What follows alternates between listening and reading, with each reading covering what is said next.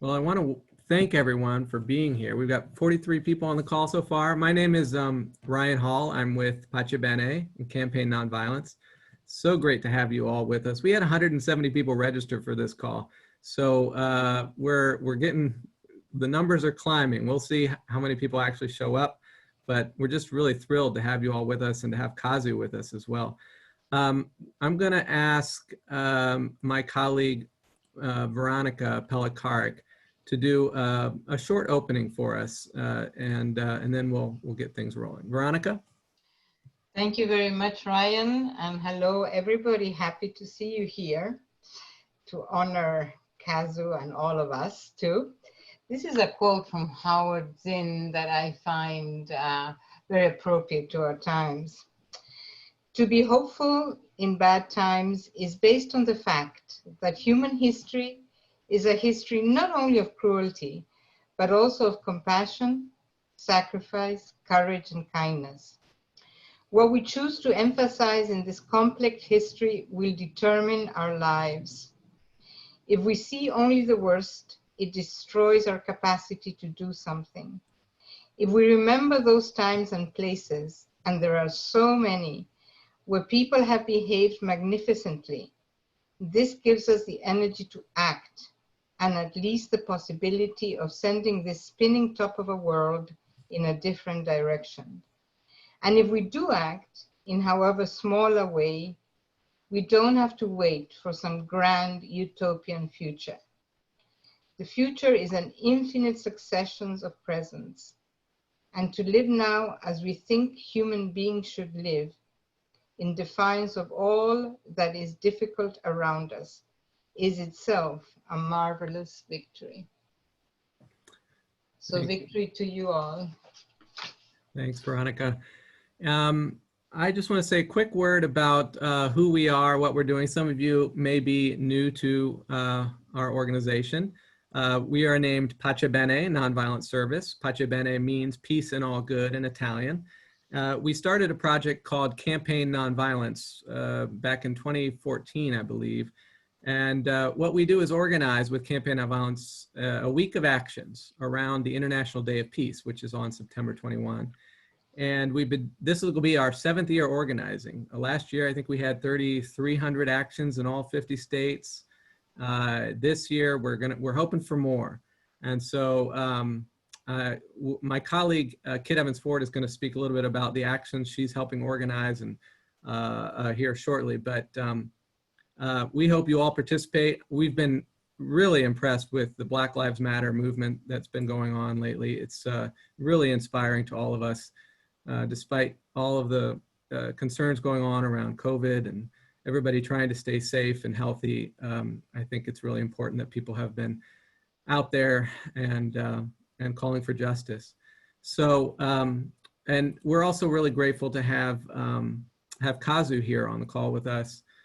Kazu is going to be joining us for a conference we're organizing in August as well. We've got a list of really great speakers who are going to be joining us at the August 6th. Which is the 75th anniversary of the bombing of Hiroshima. We're going to have an online vigil that day, and that's free for anyone to join. On August 7th, we're going to have a nonviolence training with my colleague Veronica Pelikarik and Rivera's son, and we're also going to be having a bystander training with that, and that's going to be, I think, a 3-hour online event here on Zoom.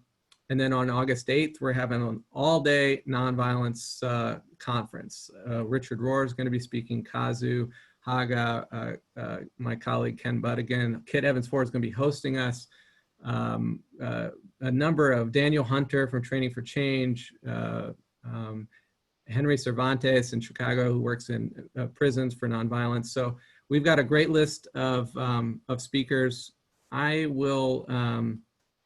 I'm going to share with you the link in the chat window here for our conference, just so you have it in case you haven't heard about it.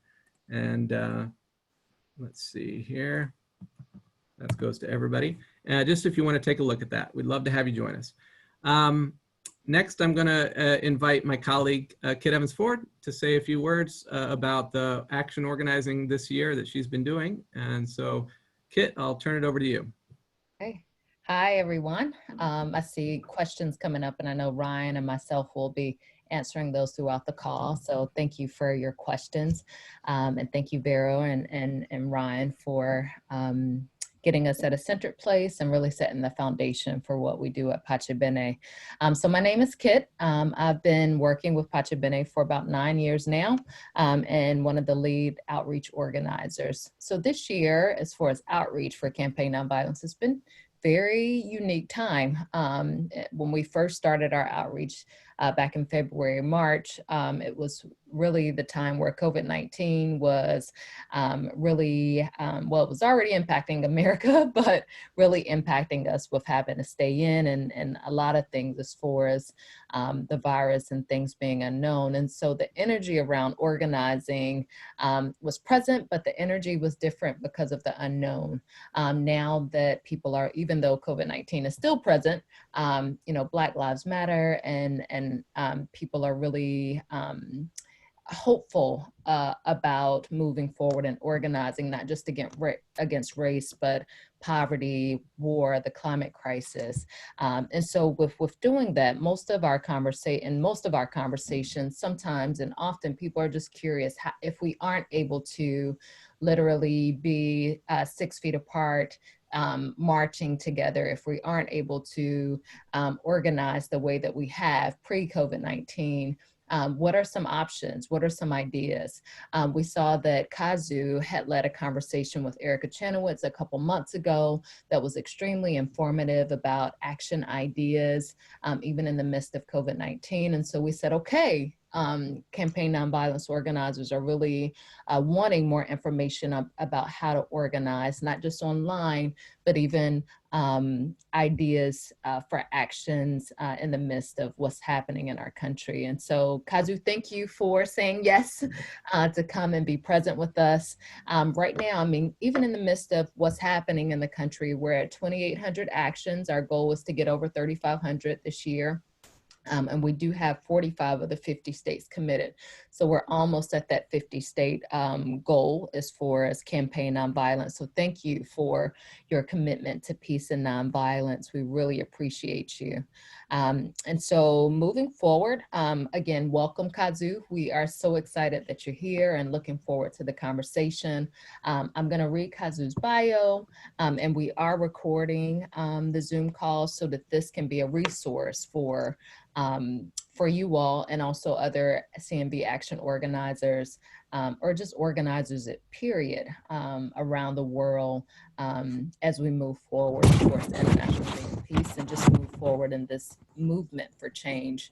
And so Kazu, I will read his bio and then we will ask Kazu to share about his vision of nonviolence, ideas for actions during this unique time in history, thoughts on Black Lives Matter, want to share about your book, all of the above, in the time frame that we have. No pressure, Kazu, no pressure.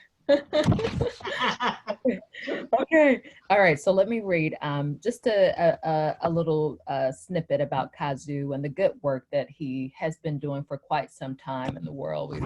We're so grateful for you. Kazu Haga is the founder and coordinator of the East Point Peace Academy, a core member of the Ahimsa Collective and the yet-to-be-named network and author of the book, Healing Resistance, A Radically Different Response to Harm. He is an experienced trainer, certified in several methodologies of nonviolence and restorative justice. Having received training from elders including Dr. Bernard Lafayette, Reverend James Lawson, and Joanna Macy, he teaches nonviolence, conflict reconciliation, restorative justice, organizing and mindfulness in prisons and jails, high schools and youth groups, and with activist communities around the country.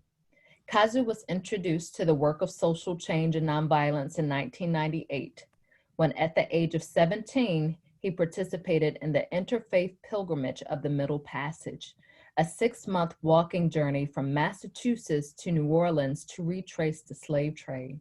Really powerful. He spent a year studying nonviolence and Buddhism while living in monasteries throughout South Asia and returned to the US at age 19 to begin a lifelong path in social justice work.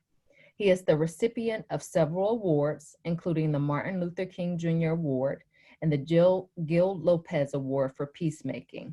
He resides in Oakland, California. And so Kazu, welcome.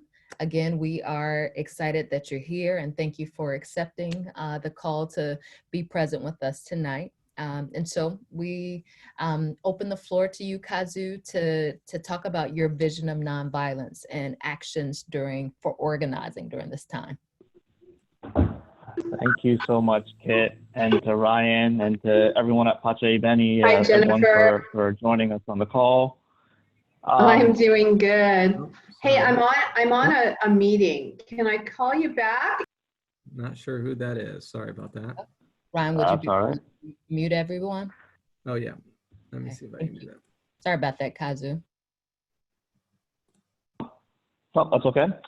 So yeah, again, just really grateful for everyone for showing up on this call, and to Bene for giving me this opportunity.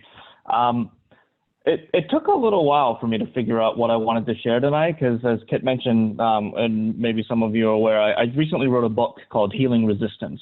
And it's about the legacy of a particular training philosophy called Kenyan Nonviolence Conflict Reconciliation that developed out of the teachings of Dr. Martin Luther King. And for the last 10 years or so, the philosophy of Kenyan nonviolence has been the core thing that I've been doing with my life. And it's really what this book is about. And so I was wondering if I should, share some pieces from that book, but I'm actually going to take a little bit of a different route and talk a little bit about actually the second book that I'm currently working on called Fierce Vulnerability. And in many ways, Fierce Vulnerability builds off of the idea of healing resistance, that at its best, political resistance work should be about healing and should be about healing collective trauma. And that oftentimes, even in so-called nonviolent movements, we use so-called nonviolent tactics to try to leverage power, and then we try to use that power to shove change down someone's throat, because those people over there are the enemy. And to me, that isn't a holistic understanding of nonviolence. We have, our organization has teams of nonviolence trainers in several different prisons around the country. And one of the prisons, Soledad prison, one of our trainers there once said that resolving a conflict is about fixing issues, and reconciling a conflict is about repairing relationships. And oftentimes when there's an incidence of injustice, we only go so far as to think about how to fix the issue. Like, what's the policy change that's necessary? What is the new structure that we need to put in place to fix the issue? But we don't think about how to repair the relationships between the communities that have been at odds.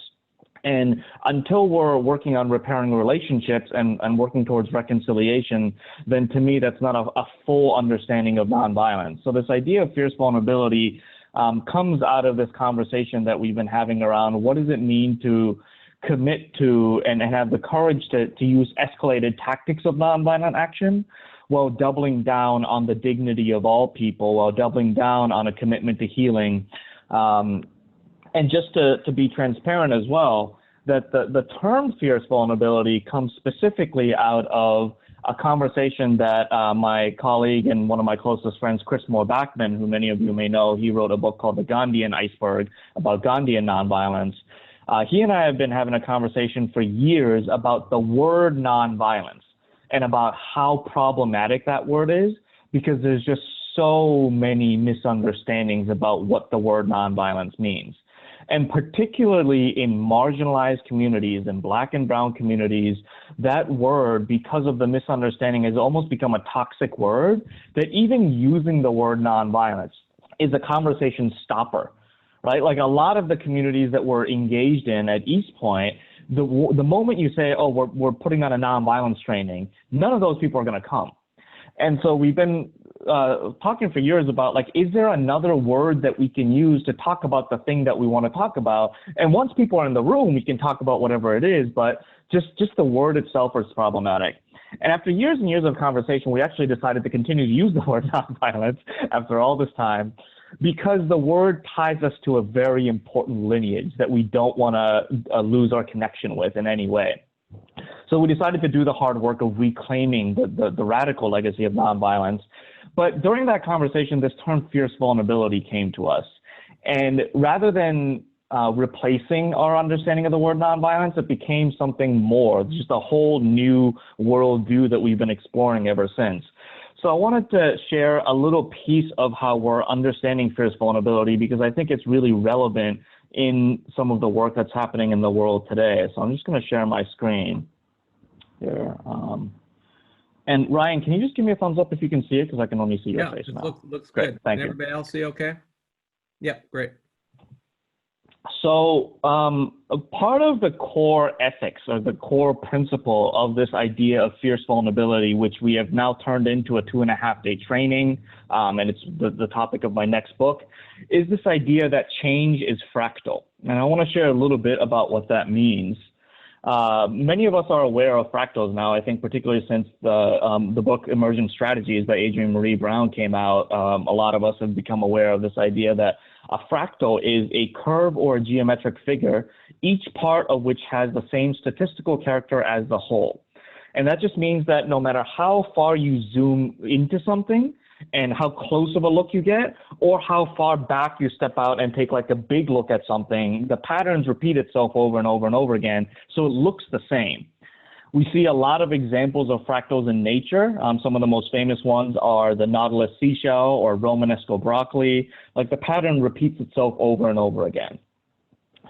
Another way to look at it is if you look at an atom and how an atom is made up, and you see how an electron circles the nucleus of its cell, of the atom.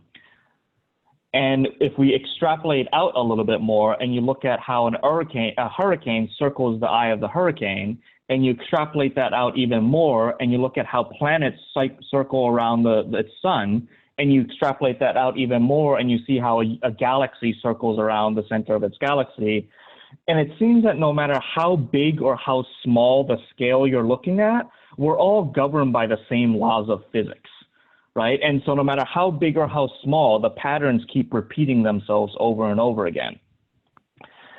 And the way that I relate that to the work of nonviolence and the work of healing collective trauma is that there's a friend of mine that I have who has a lot of unhealed trauma from childhood.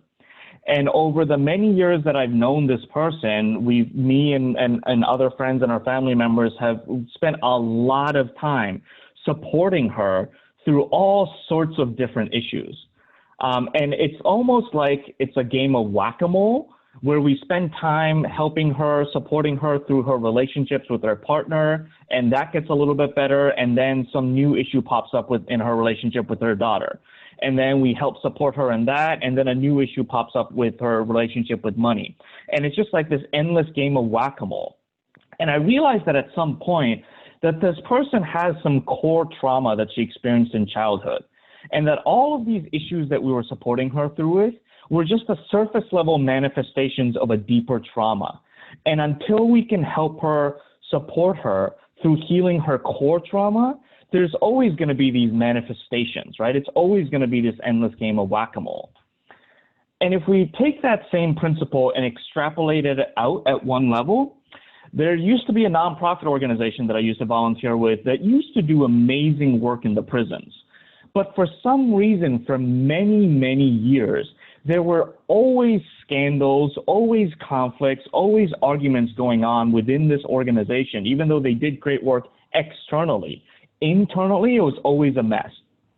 Volunteers were leaving upset, staff members were leaving and filing lawsuits against the organization.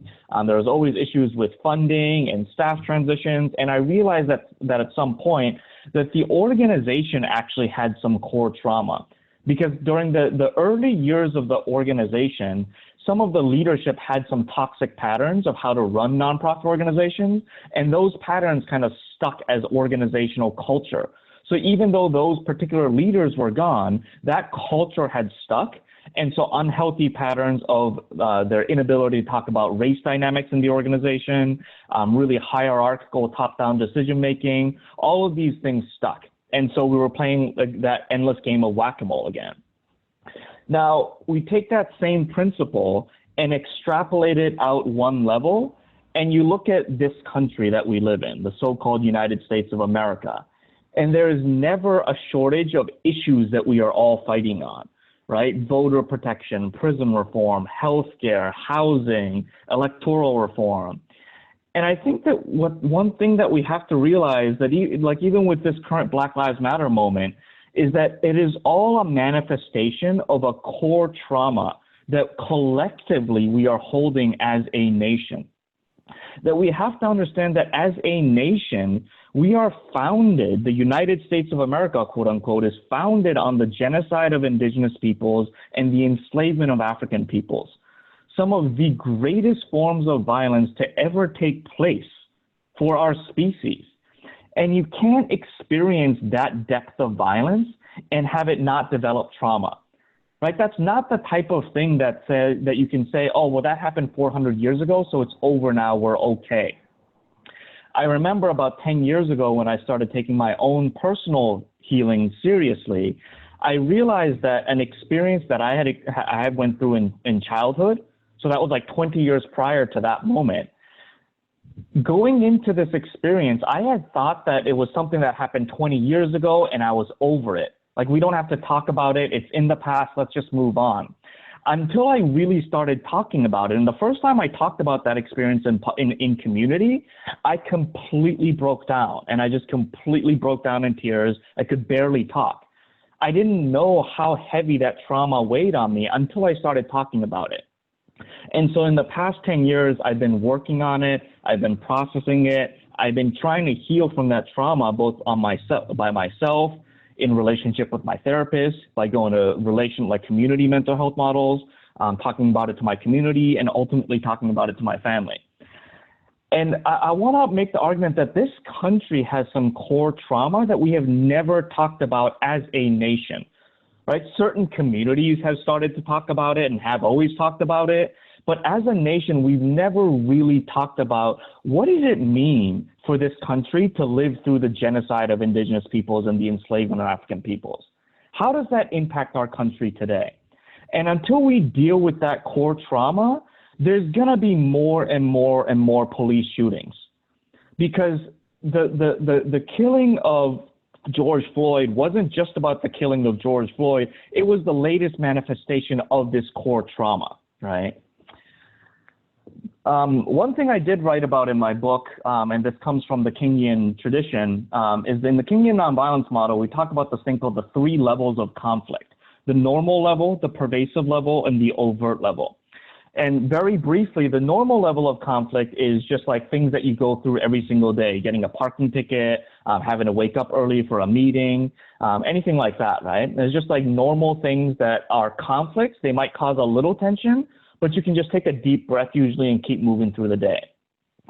And as those normal levels of conflict begins to add up, it escalates to what we call the pervasive level, when you can begin to feel the tension escalating, like you can feel the tension in the air. And if something doesn't happen to intervene and de-escalate that conflict, it erupts into what we call the overt level of conflict, where conflict is in full bloom. And one of the reasons why I want to share this is because in nonviolence, many of you may have heard, this is something that I learned from Michael Nagler, who I also imagine many of us know, the founder of the Meta Center for Nonviolence. He teaches that the more escalated the level of violence is, the more escalated our nonviolent response has to be. So if you're responding to a normal level of conflict, you might be able to tell someone, hey, everything's fine, just take a deep breath. But if you go to someone who's at an overt level of conflict and they're about to explode, and you go to them and calmly say, hey, everything's going to be fine, just take a deep breath, you might get punched in the face, right? Because that's not an appropriate level of response to the heightened level of conflict that that person is experiencing. So at the normal level of conflict, at a less intense response, at a less escalated level of conflict, again, you can just take a deep breath. Whereas at a more escalated level of,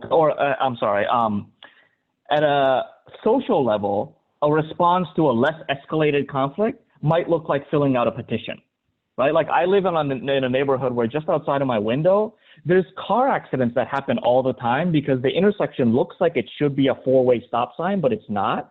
So there's car accidents that happen all the time here. And that's like, people usually don't drive too fast here, so it's never caused any injuries. So it's not a heightened level of conflict. So maybe like filling out a petition to get city council to put on a stop sign would be the appropriate response. Whereas in an escalated conflict, you might actually need to get in between two parties and separate them physically. And on a social level, it might look like a firefighter literally breaking down a door to try to get into a building that's burning down to save somebody. It might look like UN peacekeeping, which many of us may have different opinions. I certainly do about UN peacekeeping, but the point is in sending in armed soldiers to prevent communities from killing each other, because that's how heightened the conflict has gotten. Or it might look like this action that I was part of a couple of years ago when we shut down the San Francisco Bay Bridge for Black Lives Matter, right? And actually activists did this again a couple of weeks ago when they shut down the San Francisco Bay Bridge again. It's an escalated form of response to an escalated form of violence, right? Our response to violence has to match the escalation. And so we see that no matter, like if you're working on interpersonal healing or social healing, the same laws of the universe applies. That the more escalated the conflict is, the more we have to escalate our response. But one of the things that I've noticed is that the more we escalate our tactics of nonviolent action, the more we also tend to escalate our polarization, our division, and our separation. Right? The more we escalate our tactics and we start shutting down bridges and occupying government buildings, the more we tend to lean into this us versus them worldview, where we're the good guys and those people are the bad guys, and we're here to defeat them. That justice for my people is dependent on beating those guys over there. And again, if we're committed to healing, that's not something that works well. This is an escalated response to an escalated form of harm, right? And I want you to just take a look at this image and take a deep breath and breathe it in and try to think of the word or emotion that may come to you as you look at this image, or just notice what might happen in your body as you look at this image. Like it may be an appropriate response in the sense that they're responding to an escalated form of harm, but you may also notice your muscles tensioning. Whereas in an interpersonal level, again, change being fractal, this may be the analogy of that image that we just saw, right? An escalated conflict. And again, if our commitment is to healing, then this tactic might not be the most effective strategy for healing. Whereas this image that I think many of us has also seen is very similar to that first image. It's also an escalated response to an escalated harm. And yet, for some reason, the way that this woman was able to show up in that moment, to me, feels very different. Mm-hmm. She's still standing strong. She's still as assertive and as powerful, if not more powerful, than those protesters that we saw in the first image. And yet there's an openness to her stance, to her spirit. And at an interpersonal level, the analogy to that image might look like this. This is one of the things that I do in prison, is facilitate dialogues called victim-offender dialogues, that are dialogues between incarcerated people and the people that they harmed. So this is a dialogue between the man in the black shirt on the left who lost his daughter to violence, and the incarcerated man on the right who's the person that took his daughter's life. And they're coming together in a healing dialogue, right? That is an escalated response to an escalated form of harm that still leans into a spirit of opening things up. This is one of the things that I think about with fierce vulnerability, is how can we use tactics that may occupy a government building or shut down a highway with the spirit of opening up relationships and opening up dialogues. A lot of our nonviolent direct action spaces leads with the spirit of shut it down. But can we actually use the tactics of shutting it down while leading with the spirit of opening up the possibility of healing and transformation in relationship? And so just a few more things before I open it up for discussion is, I've been talking about how the nature of trauma is fractal. And so the nature of healing and integration also has to be fractal, right? Oftentimes in nonviolent communities, we understand that if we're working on healing like a relationship between two people, that yelling and screaming and shaming the other people might not be the most effective strategy. And yet when it comes to social nonviolence, we oftentimes tend to lean into yelling and screaming and pointing the finger and shaming the police into changing. And so what does healing look like at a social scale if we understand that change happens in fractal ways? Kit mentioned in my intro that I'm part of a group called the Ahimsa Collective, and we do a lot of restorative justice circles and dialogues in prison, the dialogues between the incarcerated people and the people that they harm that I just mentioned. And I've learned a lot from being part of the Ahimsa Collective about what it takes to heal personal trauma. One of the things that I've learned is there's a famous quote that says, shame derives its power from being unspoken. That when I'm working with incarcerated people, that oftentimes they hold an incredible amount of shame. And that shame might be from harm and violence that they experienced as children, or it might be shame that's wrapped up in the harm that they caused and that they created. And because shame is so difficult to talk about, people bury it and repress it. And the more we bury our shame, the more power it has over us. And if we can create spaces where people feel safe enough to talk about the things that they are most ashamed of, that is one of the most powerful tools for transformation and for healing. And I think that this country should be ashamed of its history. It should be ashamed of what is happening on the US-Mexico border right now. It should be ashamed of how it's treating Black and brown people in this country right now. But how do we create a space where this country feels safe enough to say, yes, we are ashamed. Yes, we caused these harms. And to fully own that harm while feeling safe enough to know that people can say, yes, I caused that harm, we collectively have caused that harm, and know that we're not going to be shamed for it and to be like shunned out of the web of humanity for it, right? I've also learned from my time at the Ahimsa Collective, and this is where this whole idea of fierce vulnerability comes around, is that the moment that the first person models vulnerability, that opens up an incredible opportunity for healing and transformation for everybody who witnesses that vulnerability. So what would it look like for us to engage in direct action and be face-to-face with riot police, and instead of leading with F the police, to lead with our own vulnerability, to lead with the message of these issues that we are protesting are destroying our communities and destroying our hearts, and we need you to listen. What kind of possibilities could get opened up if we led with that?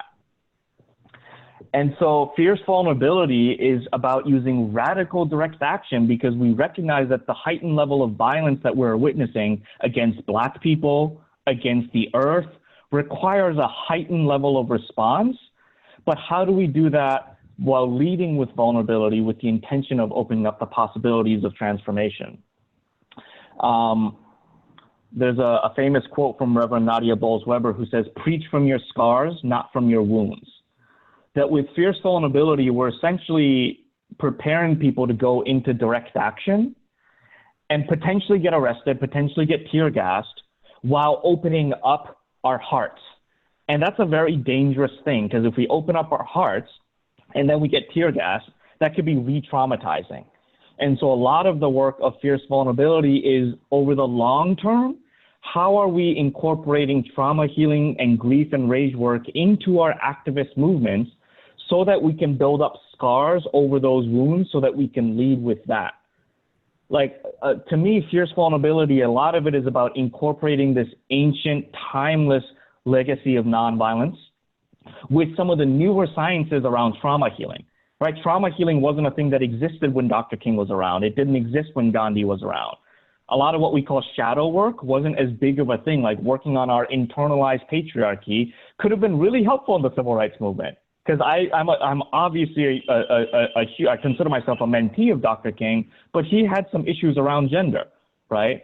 So how are we incorporating all of that work into our movement building work, while in the short term, learning some emotional regulation tools. When we're in the front lines, at that direct action, facing a line of riot police, and we notice ourselves get triggered, and we notice our worldviews becoming black and white, us versus them, what are the tools that we can do in that moment to bring us back to reconnect us with our values? And so I think as in this moment, we're witnessing this incredible opportunity for massive transformation, because people are starting to respond finally, I think, with an appropriate level of response to the significant levels of violence that certain communities more than others have been experiencing for 400 or 500 years.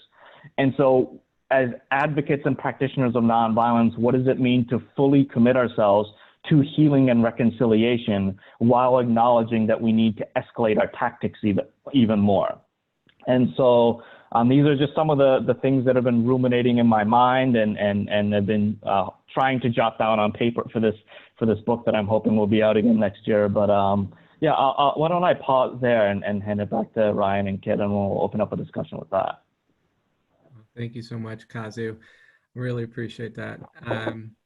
For those of you who have questions, I would recommend, if you're able to type it in the chat window. That might be the easiest way at the moment to come up with the questions here, since we have right now 72 people on here, and if we have too many people unmuted at a time, it might get unruly. So I think that would be an easier way to do this.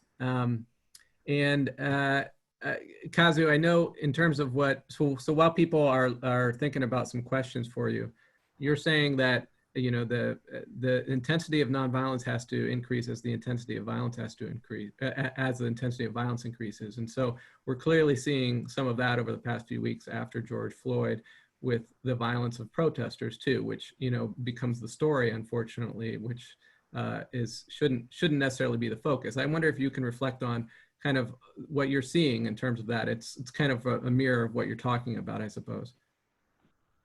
Yeah, absolutely. I think the dynamic around that has actually gotten better over time. I wrote an article during the Baltimore uprising a few years ago after the murder of Freddie Gray, when there's a former NFL player, Ray Lewis, who used to play in Baltimore. He was quoted in the newspapers as saying the protesters need to be peaceful. And even as an advocate for nonviolence, I found that framing to be a little problematic, because I acknowledge that there's a quote from Marshall Rosenberg, who says that violence is the tragic expression of unmet needs. And that oftentimes, like if I'm not feeling heard, I may scream at somebody. And that's an ineffective strategy that may cause harm. And it may actually like cause the other person to put up a wall and listen to me even less. But it's still my attempt to try to be heard, right? And I think that oftentimes when protesters, particularly Black and brown protesters, young Black and brown protesters, turn to violence, it's a yearning to heal, right? It may be an ineffective strategy, but it's actually what happens to communities when you don't give communities peace for 400 or 500 years, right? Oftentimes rioting may be an ineffective strategy, but it's actually a cry for peace. It's what happens when communities are sick of the violence that is brought on their doorsteps every single day for decades and centuries. And so I think that rioting may not always be the most effective way to create long-term change and transformation.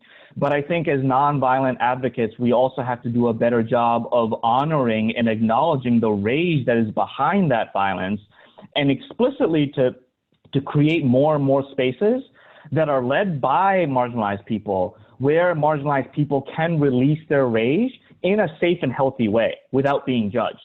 Because if we don't create more and more spaces to do that rage work and to do that grief work, then it's going to get released onto a Walgreens window, right? And so I think it's a healthy thing that this rage is being released, but I think that there could be safer and more spaces that are more conducive to that rage being released in a safe container and a more effective container.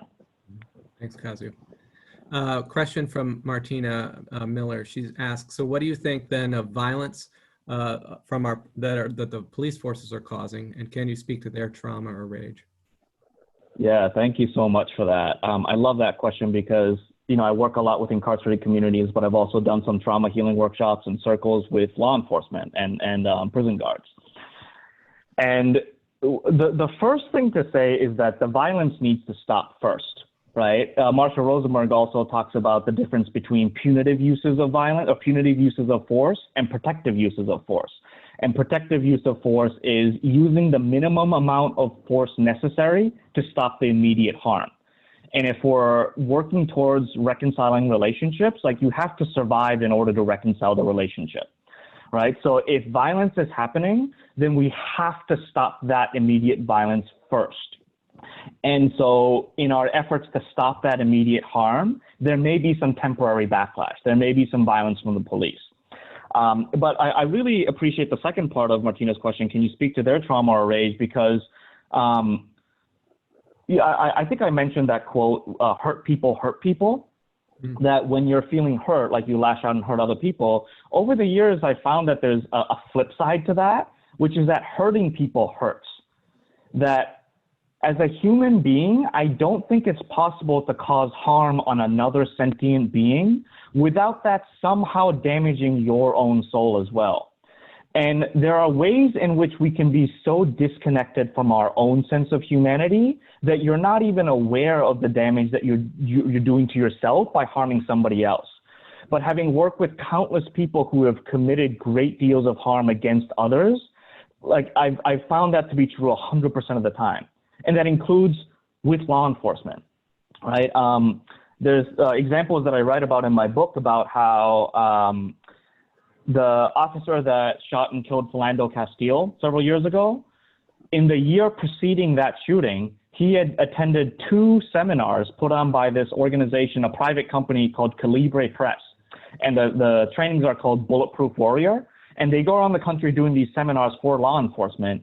And they show image after image after image of scenes of police officers who were killed in the line of duty. And the message that they tried to imprint is, if you're afraid even for a second and you hesitate to pull the trigger, you could end up on the screen next. So essentially what they're doing is traumatizing police officers and putting them into fear and then giving them a gun and then telling them to go into these high conflict situations. And then when there's a police shooting, we act like something is wrong with that individual police officer, right? I've talked to police officers who have killed people in the line of duty, and I can see the trauma in their eyes. But because of systems of patriarchy and the machismo culture in policing, they're not allowed to say, I'm hurting, I'm scared, I need help, right? And so somehow we need to draw the balance of having an assertive voice to say, you are not going to continue to cause harm. And there's a thing about the 2 hands of nonviolence. Who I forgot the name of the woman who wrote about it, but that nonviolence is about using one hand to say, no, I refuse to continue to let you cause harm, but then using the other hand to reach out and say, and at the same time, I refuse to dehumanize you, and I refuse to see you anything less than a sacred human being. So yeah, important to hold both of that. Thanks, Kazu.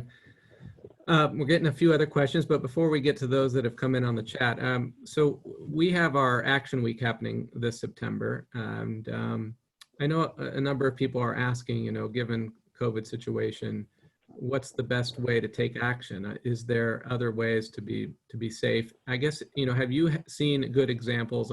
Obviously, people are already out in the streets. A lot of people are wearing masks, but you have good examples of other actions that people can do, ways to stay safe. So just some suggestions. Yeah, so our organization has been part of building this thing called the Yet to Be Named Network, which is a national network of decentralized teams engaged in direct action at the intersection of climate and racial healing. And one of the things that we talk a lot about, one of the 5 kind of core things for us, is vocation.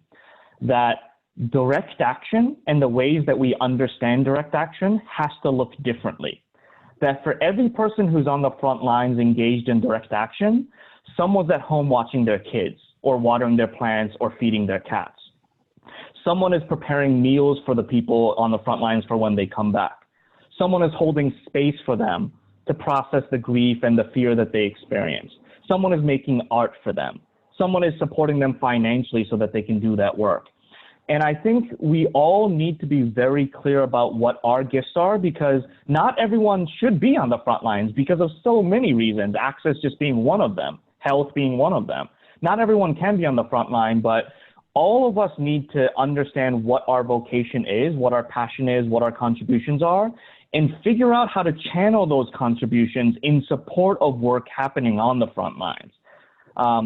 One of the things that we're doing is putting together a network of therapists locally in the Bay Area who are willing to support people who are working on the front lines at no cost, right? And so what's your vocation and what specifically can you do to support people on the front lines, and knowing that your contribution is as important as the person who's actually on the front line? Like that. Yeah, and Milena just wrote plant for peace, paint for peace. There's so many different ways that people can get involved in that way.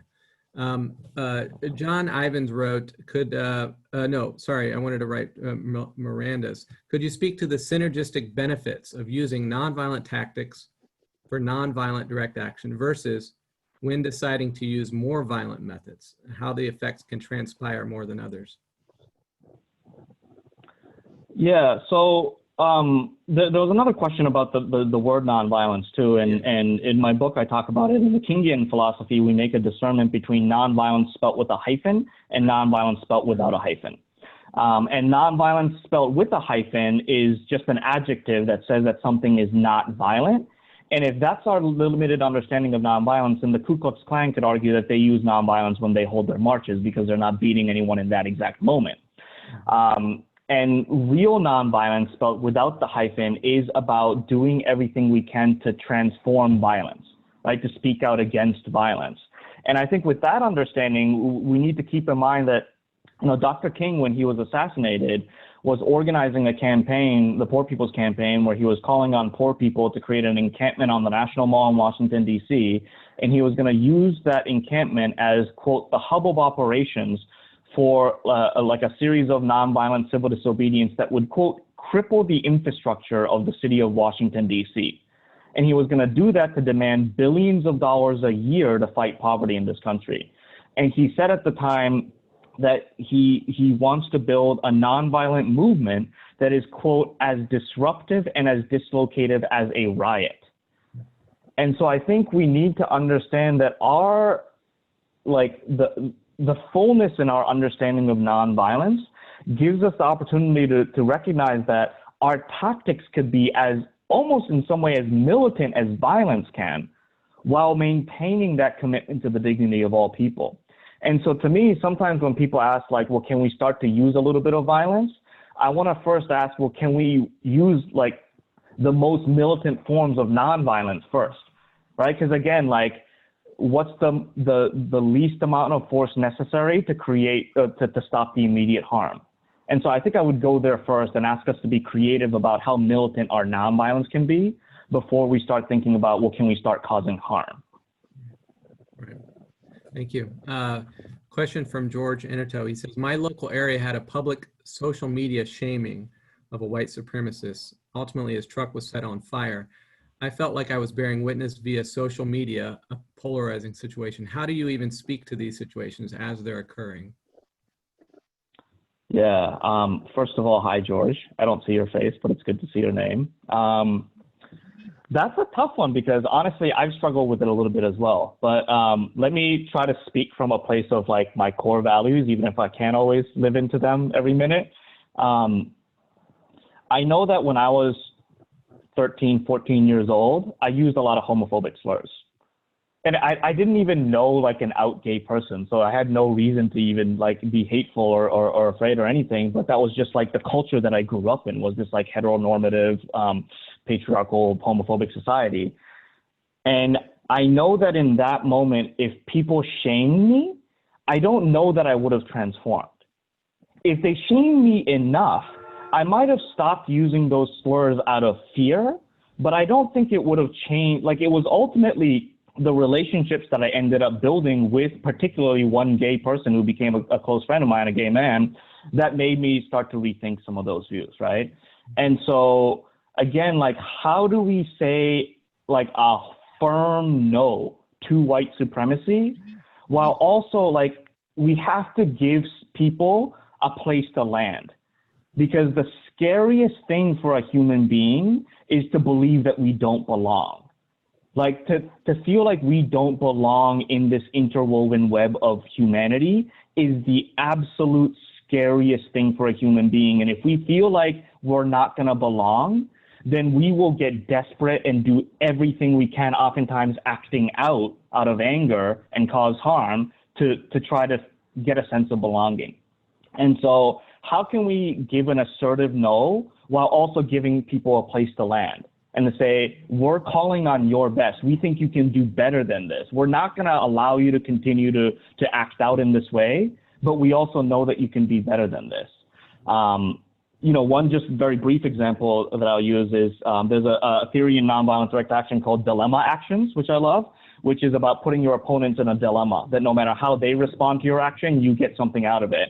And my favorite example is a small town in Germany that years ago, every year, the local neo-Nazi group would hold a march.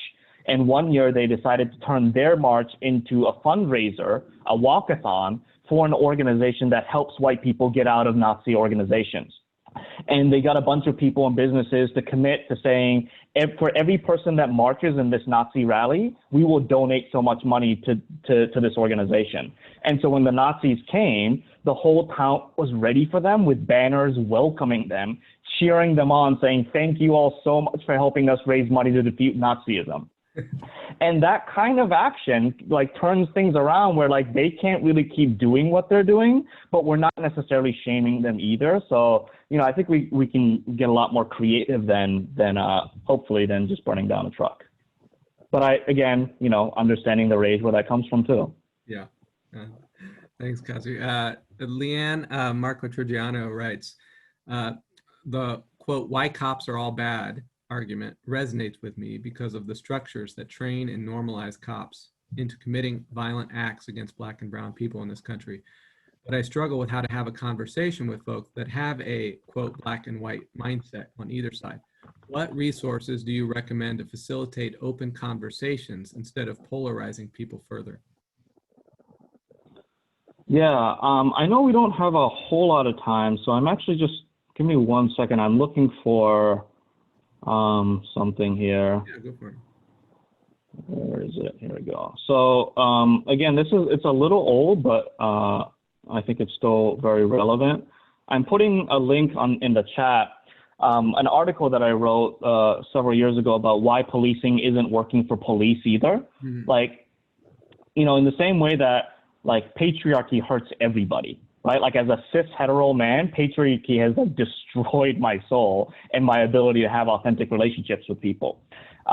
White supremacy destroys the souls of white folks, right? Like nobody is free from the impact of violence, and policing is a violent institution, and it's not healthy for the people who work in these institutions either. And so I think as a movement and as a quote unquote left, whatever that means these days, we've done much better since like post-Vietnam War of acknowledging that the soldiers aren't our enemy, right? It's the military and the institution of the military itself that is the enemy. And we haven't quite been able to make that transition into policing. And I get why, because it's domestic. So the harm that they're causing is right in front of our face, but it's the same dynamic, right? And so I think part of it is about separating the third principle of Kenyan nonviolence is attack forces of evil, not persons doing evil. Acknowledging that the system of policing is violent and it hurts everybody. And part of the work of abolishing police is to save the souls of the individual officers that are working in a system where their job is to commit harm. Right? They are paid to cause harm and destroy families and destroy communities oftentimes. And that is not healthy for their soul. And if I have love and compassion for them, then I will work to abolish the system of policing for their benefit as well. Thank you so much, Kazu. I know we're just about out of time.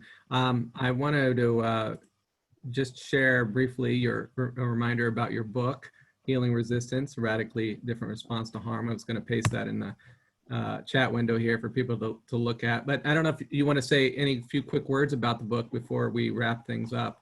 I know you got a chance to share about the one coming out, but just any quick thoughts about Healing Resistance. Yeah, if I could just add that I put in another comment, healingresistance.com, because that links to our publisher. Okay. And they're a small nonprofit publisher. You can order directly from them, and every book that's sold directly from them, they donate a free book to an incarcerated person. Wow. So if you could do that, that'd be awesome.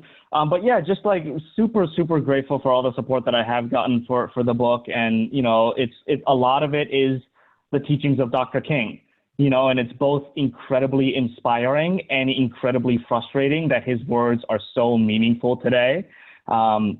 And it shows that we still have a long ways to go, but also celebrating a lot of incredible work that has happened even in just the last couple of weeks. Like, we are witnessing a real moment of transformation, and I'm really excited to be alive in this moment with all of you. So yeah, let's see how far we can take this, and I'm really glad to be here with you all. Thank you so much, Kazu. Really grateful for all of you to be with us. We want to wrap things up. I know Kazu's got another talk right after this, I believe, another event that he's got to be at. And so we're really grateful for you joining us. Be sure to check out our conference and join us in August. Kazu will be speaking there as well, among, I don't know, probably 15 other speakers. So it's going to be a really great event. And I want to, usually at the end of our Action Week calls, we close with our Campaign of Violence pledge. So I'm going to ask Veronica to go ahead and do that for us. Yes, here we go. I wholeheartedly pledge to take a stand against violence and to help build a culture of active nonviolence. I will strive to practice nonviolence towards myself, practice nonviolence towards all others, practice nonviolence by joining the global movement to abolish war, end poverty and racism, stop the destruction of the earth, and foster a more just, peaceful, and nonviolent world for all.